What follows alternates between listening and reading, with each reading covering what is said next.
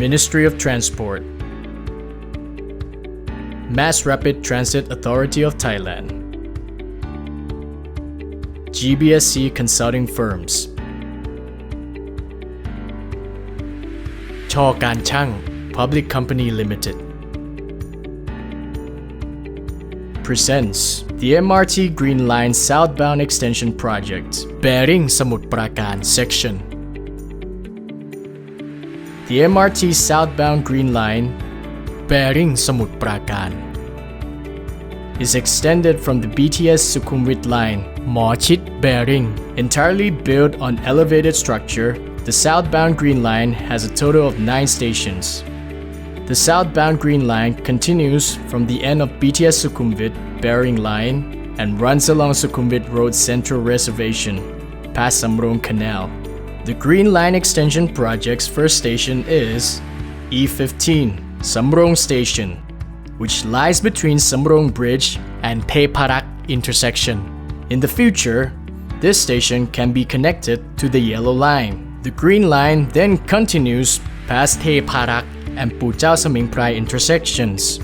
Second, E16, Pujao Samingprai Station, is near Sukhumvit Lane 115.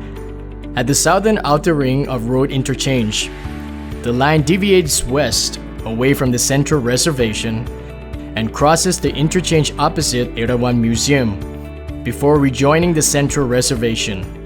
The third, E17 Erawan Museum Station, is located on Sukhumvit Lane 7.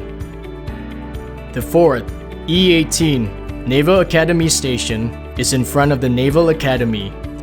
The fifth, E19 Samutprakarn Station, is in front of Samutprakarn Polytechnic College. From this station, the line turns left along Sukhumvit Road past Sinakarin intersection. The sixth, E20 Sinakarin Station, is at Bangkok Bridge, from where the line turns right along Sukhumvit Road. The seventh, E21 Praksa Station, is in front of Samutprakarn School, Big C Hypermarket, and Robinson Department Store. The eighth, E22 Sailuat Station, is at Bangpoo Municipal Lane 45, near Sailuat intersection. From here, the line turns left along Sukhumvit Road. The ninth, E23 National Housing Station, is at Bangpoo Municipal Lane 50. Beyond this point, the track line veers westward and descends towards a maintenance depot.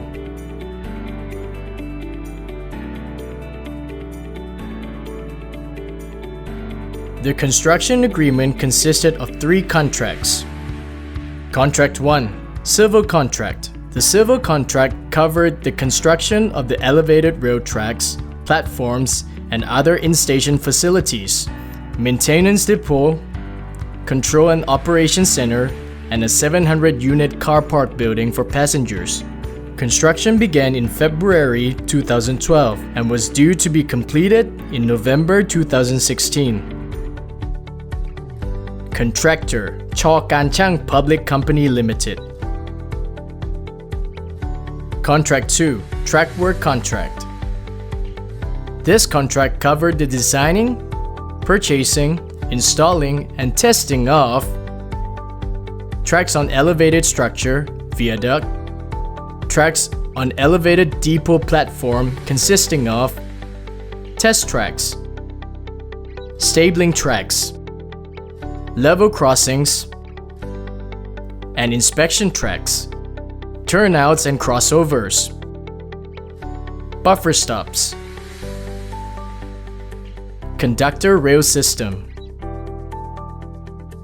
Contractor, CH.KARNCHANG Public Company Limited. The above track work is presented in this video. Contract 3, Mechanical and Electrical M&E Contract.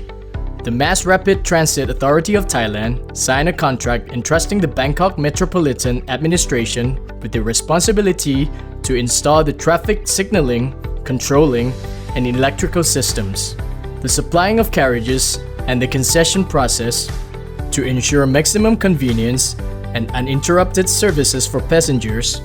The Bangkok Metropolitan Administration assigned the Bangkok Mass Transit System Public Company Limited (BTS) the operating concessionaire to perform the aforementioned tasks. On 11 April 2013, Mass Rapid Transit Authority of Thailand, MRTA, signed Contract 2, TRACKWORK contract with CH.KARNCHANG Public Company Limited. This contract, with the provisional sum of 2.4 billion baht, covered a period of 1,350 days and was to be fulfilled on or before 4th of January 2017. Design. The construction of the tracks and conductor rail system involved two main phases: design phase, manufacture and installation phase. Design phase. The design phase began as soon as the contract was signed. The designer was required to prepare the following information: preliminary design, PRE, stipulated the fundamental requirements for the project, as well as any references to applicable standards needed for the designing of technical details. Detailed design, DD, was the calculation and analysis of materials properties using engineering principles performed in order to conclusively decide on a proper choice of materials. Manufacture and Installation Reference Drawings, MIRD, were the detailed drawings of all the materials to be used as components of the tracks and conductor rail system. The drawings were the specifications on which production of each component would be based and served as a reference for the installation of those components. Manufacture and installation phase. During manufacture and installation, the manufacturer and the installer were required to prepare the following information: working drawing, WKD. This was a set of detailed drawings for the constructions. These drawings were to be followed by the installer during the installation process and to be referred to during the approval or inspection process. Final design, FID. Before completion of the installation, the designer was required to submit a job summary and a comprehensive installation report to the supervisor. As manufactured and as installed drawings, AMI. These drawings were to be made after the completion of the construction.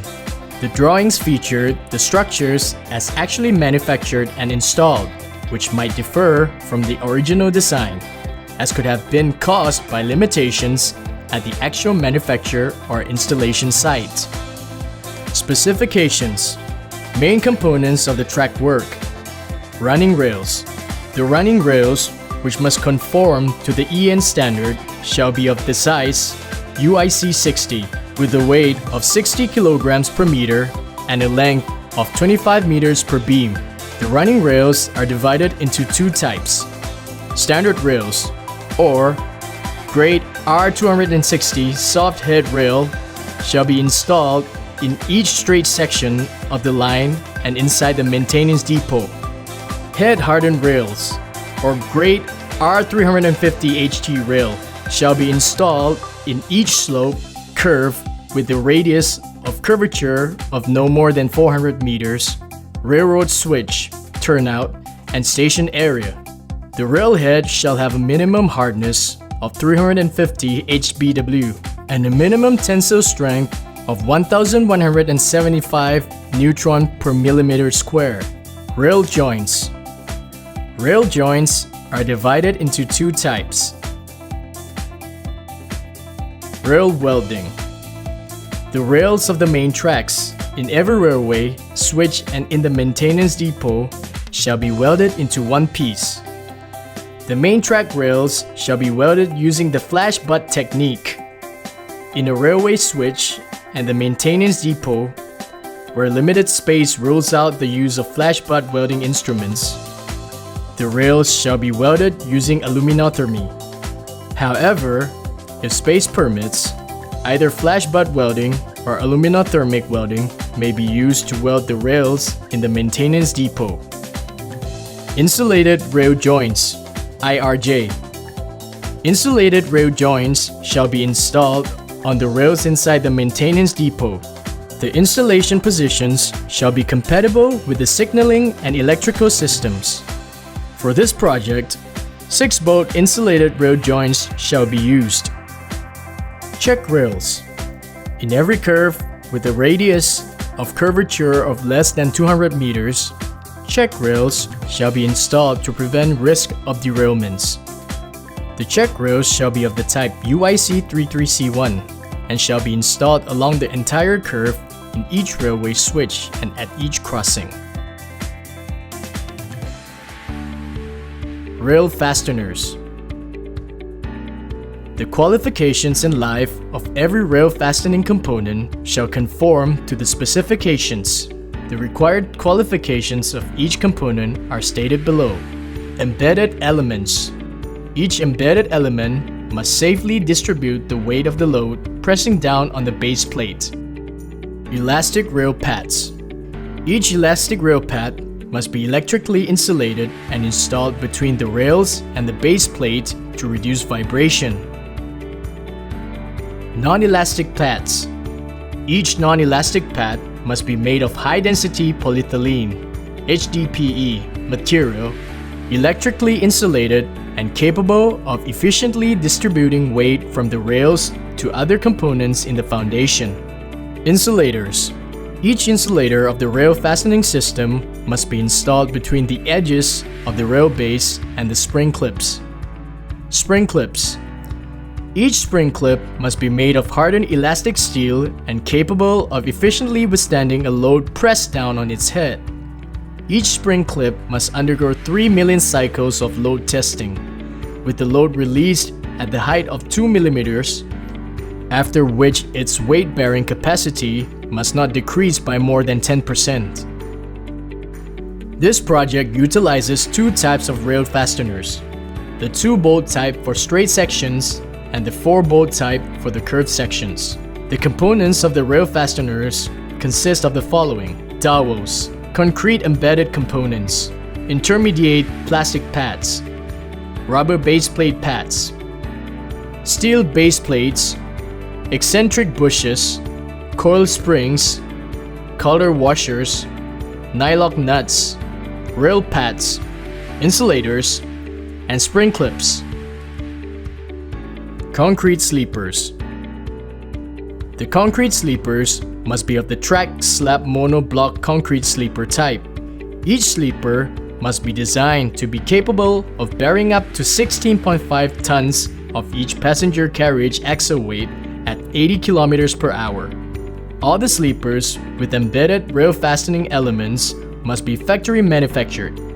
In addition, the sleepers and track slabs must be fastened throughout the length of the track slabs by driving dowels through the sleepers and the track slab during the construction process.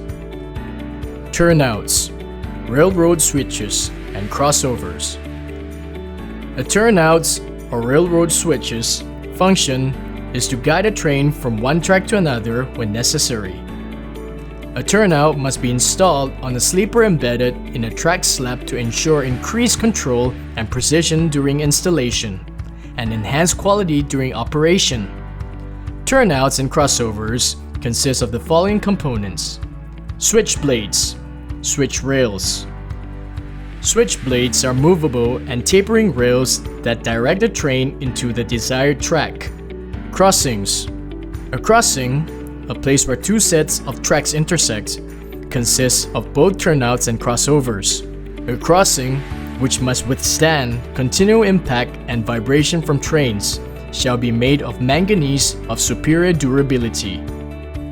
Check rails. A check rail must be installed opposite the crossing on the inside of both outside tracks to prevent derailments and to guide the wheels in the correct direction.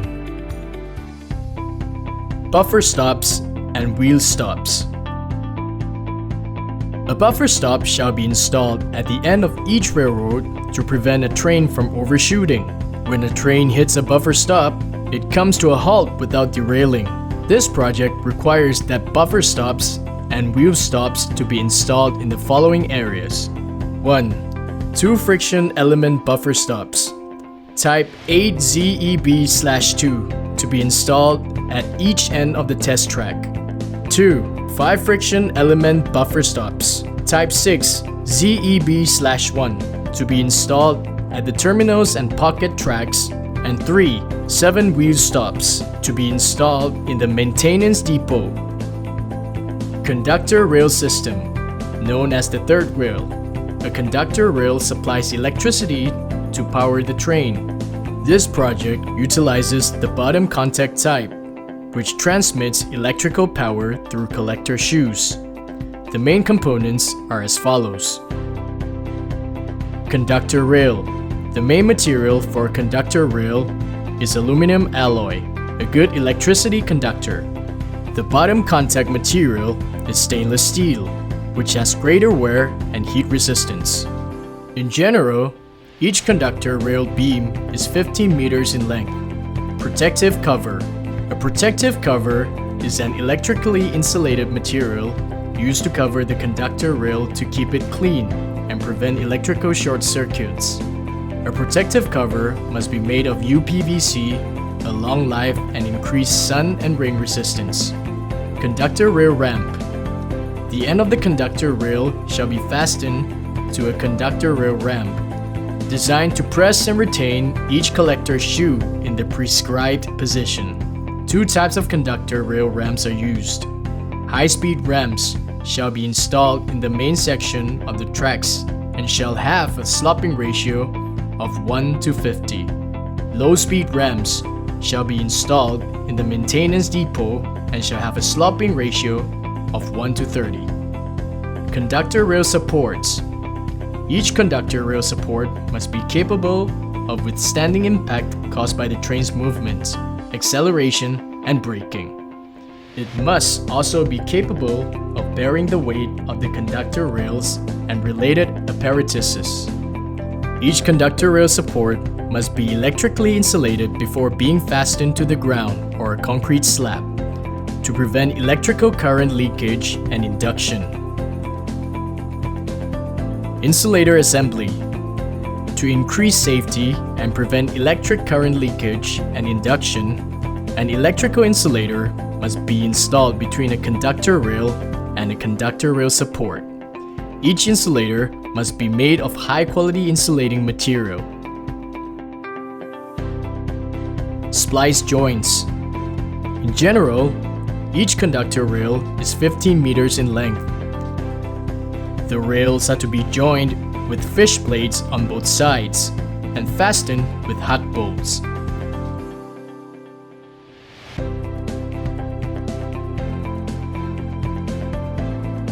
Because conductor rails are made of an alloy and usually installed over a long distance, an apparatus preventing damage from temperature-induced expansion or contraction is necessary. The conductor rails, therefore, must be joined with appropriate expansion joints in appropriate positions and at appropriate intervals depending on the local climate. Cable terminal or power feeder. A power supplier is an apparatus that feeds electrical power rail, connected to the cable in the cable trough. The apparatus provides an uninterrupted supply of electrical power for the train. Midpoint or anchor point fastening. At the midpoint of each expansion joint, a clamp must be fastened to the end of each of the 2 joint conductor rails to allow it to expand or contract only at the expansion joint. A level crossing is where the railway tracks and the road intersect at the same level inside the maintenance depot. This project has selected the direct fixation type, which is called CDM embedded tracks. These tracks are encased in black rubber and embedded in concrete. Track installation procedure. Inspecting and receiving the construction site based on Civil Contract 1. The survey teams determining the positions of the ground control points, the medial line between the tracks, the level of the railhead, and any other information needed for the positioning of the rail line. Transporting railway beams by trailer from the rail yard to the rail installation sites. Lifting 3 railway beams at a time onto the elevated structure viaduct using an 80-ton crane with rail lifting clamps. Lifting the mobile flash butt welding machine onto the elevated structure viaduct using 200 cranes. Installing a roller support, A-frame or rail changer set, which is used to move or lift railway beams, and necessary equipment in the welding process. Welding railway beams into 200-meter sections using the mobile flash butt welding machine, and recording all the welding information for inspection in accord with the specifications. Installing rail pulling shoes at both ends of each track to prevent wear and damage to the track's cross-section, which might otherwise be caused by impact during the moving process. Grinding the railhead, profile, and web using the rail profile grinding machine and flexible grinding machine. Pulling each 200-meter track section to the designated place using a forklift. Inspecting every welded joint using ultrasonic and magnetic particle test. After every 500 welded joints, submitting samples of welded joints to be thoroughly tested in a laboratory using radiographic test, and to be tested for durability using low bending test. Transporting wire meshes, concrete sleepers, and rail fasteners set onto the elevated structure viaduct using a 50-ton mobile crane. Laying the first layer of wire meshes. Using a forklift and spacing chain to place the sleepers at the intervals of about 70 centimeters. Installing the fastening base plates on the concrete sleepers. Tightening the bolts with an impact wrench. Lifting and installing the tracks. Placing them on temporary sleepers and leveling them with the rail changer. Fastening the sleepers to the tracks using a movable gantry and fastening the spring clips to the tracks using a pan puller. For maximum precision and efficiency, using an automatic computerized steel binder machine to produce, bend, and cut steel binders and classify them based on their sizes and functions before transporting them to the construction site. Fastening the steel binders for the building of the derailment wall. Drilling holes for shear key installation and injecting epoxy to bond the shear key in place. After the epoxy has dried, coating the shear key with an anti-induction substance. Installing rail support jigs and tightening the track and sleeper support spindles before removing the temporary sleepers. Lining and leveling the tracks and using the spindles and lateral supports for vertical and lateral calibrations, respectively, with the reference to the specifications provided by the survey team.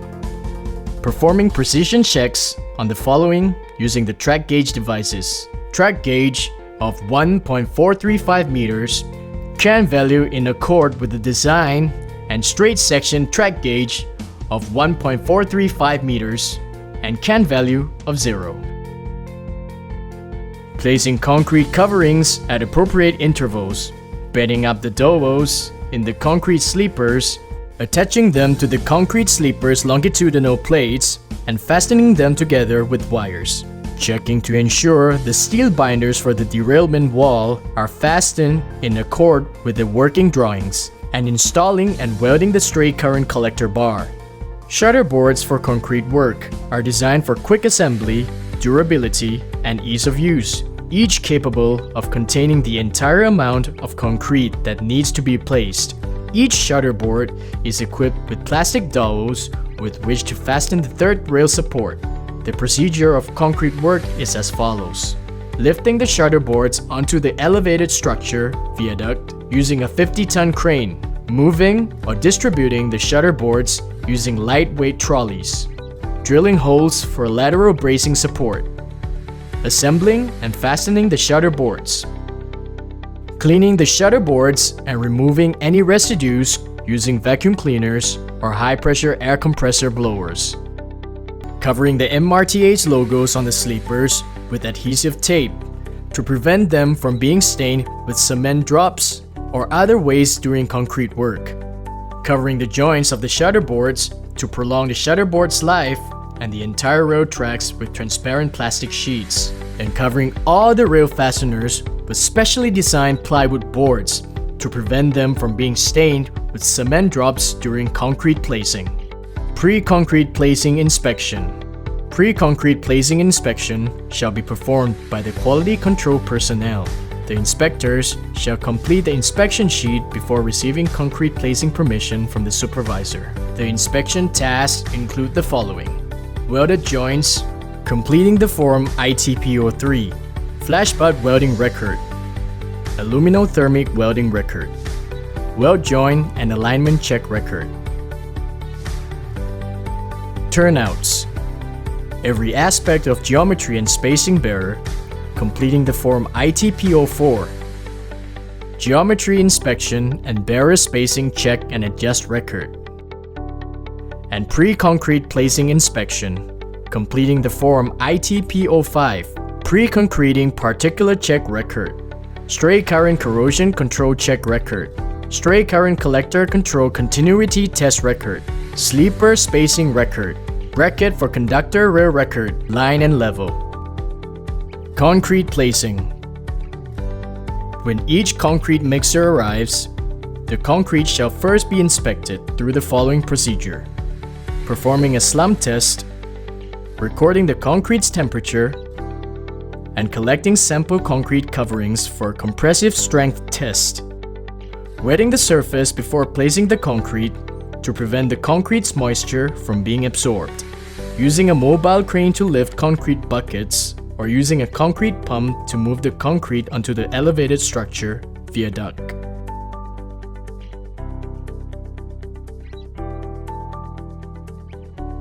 Shaking the concrete using a concrete vibrator to eliminate air bubbles and to ensure equal density. Leveling the concrete using a screed. Placing concrete to form the derailment wall using a concrete wagon, and shaking the concrete using a concrete vibrator to eliminate air bubbles and to ensure equal density. Smoothing the concrete surface and installing PVC chamfers. Removing any stains using a sponge. Plastering and finishing the concrete surface with finishing trowels.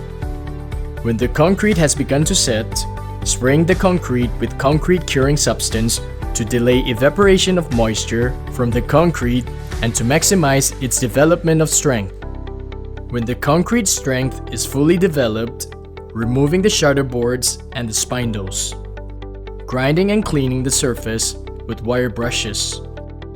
Collecting the shutter boards and all the equipment and moving them onto the trolleys to be moved to the next work area. Grinding the chamfers and plastering all the concrete surfaces and removing any residues and cleaning up the area.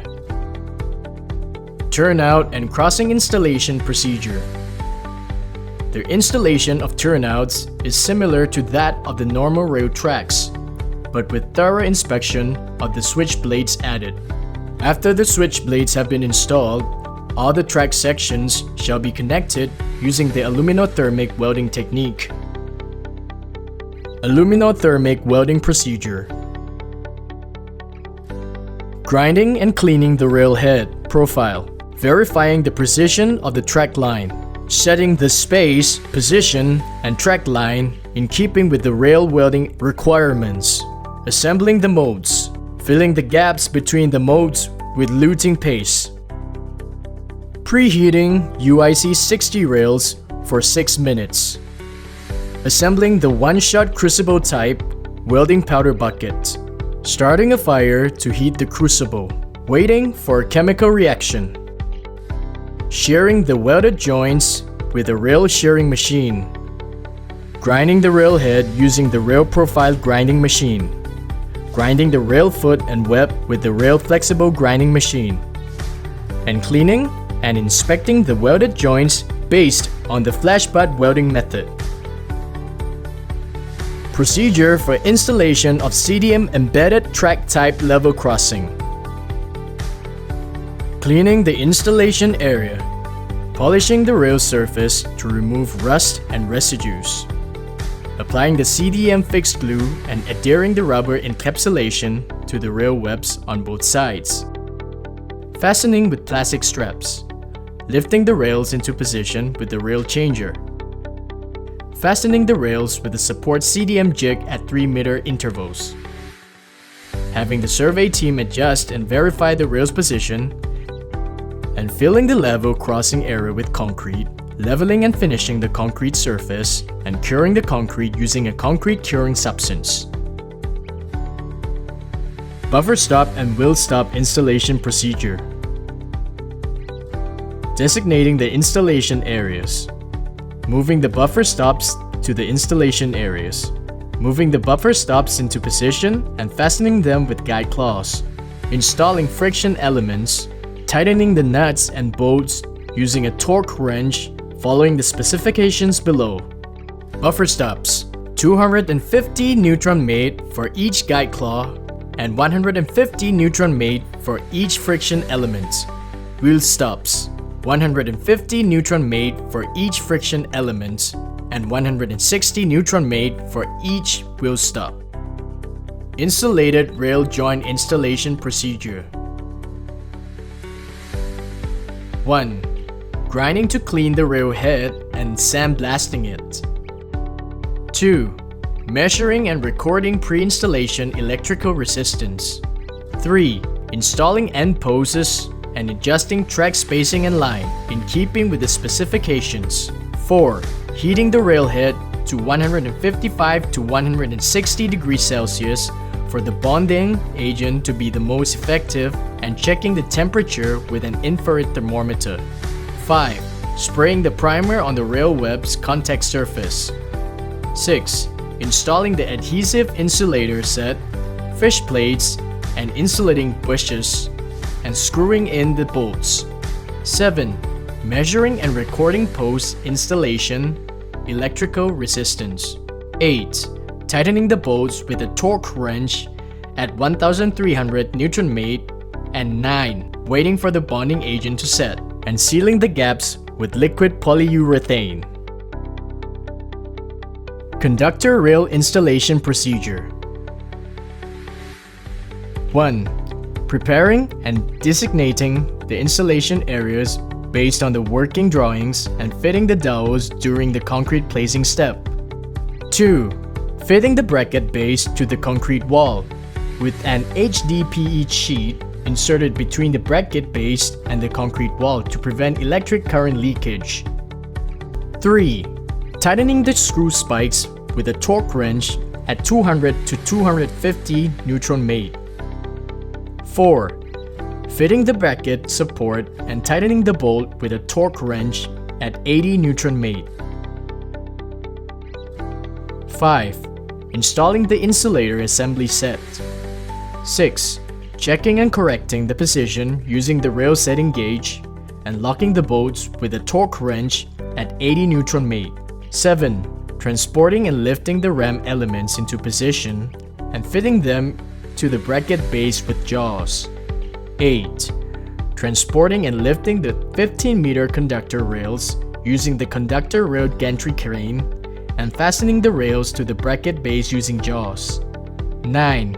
At each joint between conductor rails, drilling holes with a rail drill and adjusting them in the best position to be fitted with splice joint assemblies and fastening them with hug bolts.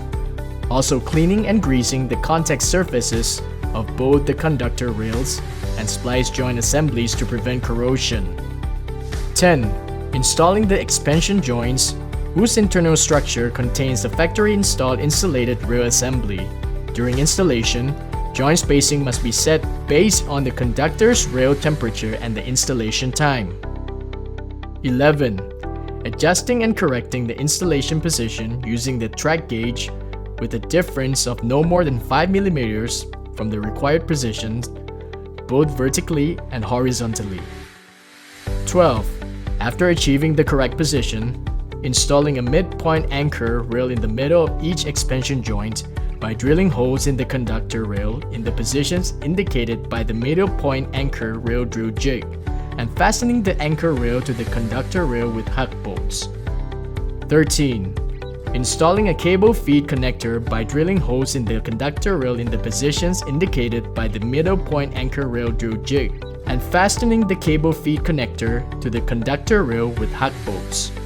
14. Installing the protective covers and checking them with the structure gauge. And 15. Checking electrical resistance using a digital mega ohmmeter and checking electrical continuity using a digital micro-ohmmeter. Rail distressing. Distressing is a process of reducing a rail stress that might have accumulated as a result of fitting it to fasteners at inappropriate temperatures. Distressing is necessary because it prevents the rail from arcing when it expands. For this project, the stress-free temperature is 45 degrees Celsius. The entire length of the rails shall be distressed, divided into 500 to 1000 meter sections. Distressing is normally done during morning or night hours when the rail temperature is below 45 degrees Celsius. Distressing can be done with greater ease when the rail contracts in a low temperature. The distressing procedure is as follows. 1. Designating the points and sections to be distressed. 2. Measuring rail's temperature using a magnetic rail thermometer attached to the rail web. 3. Removing rail fasteners. 4. Lifting the rail with a rail lifting jack and placing a rail support roller under the rail at every 15 to 20 sleepers. 5. Cutting the rail at the median point with the rail cutting machine and leaving the rail to contract. 6. Striking the rail web using the rail striking machine to release the rail stress and to let it fully contract. 7. Calculating the rail's expended length by comparing it with its length in the stress-free temperature. The difference indicates the length that the rail needs to be cut off. 8. Fitting a rail tensor to place the rails in correct position for welding, and welding the rails using the aluminothermic welding technique. 9. After welding, removing the rail support roller, adjusting the rails in correct position and fastening the rails. 10. After the welded joints cool and the fasteners were fitted, removing the rail tensor. And 11. Grinding and smoothing the welded joints.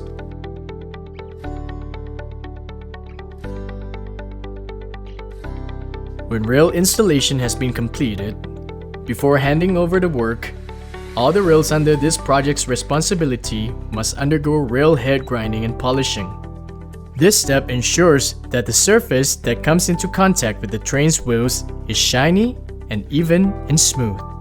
The rail surface coarseness, measured every 50 millimeters, must not exceed 10 micrometers. Rail head grinding shall be done using the computerized rail grinding machine ROV 149.3. The grinding area begins at 14 millimeters below the midpoint of the rail top on the contact side to 14 millimeters below the midpoint of the rail top on the opposite side. The smoothness of the rail surface shall be tested in accord with specifications using Kepler KR 3100 roughness tester. A minimum of 5 points per kilometer shall be randomly selected for testing. Visual inspection shall also be performed to ensure that the rail surface is shiny and well finished. There is no gap in any welded joint after each grinding, and the rail surface is even and smooth. In addition, at every 250 meters, the cross-section of the rail must be checked using the UIC 60 E1 rail template to confirm that the rail has developed no excessive deformity after grinding and polishing.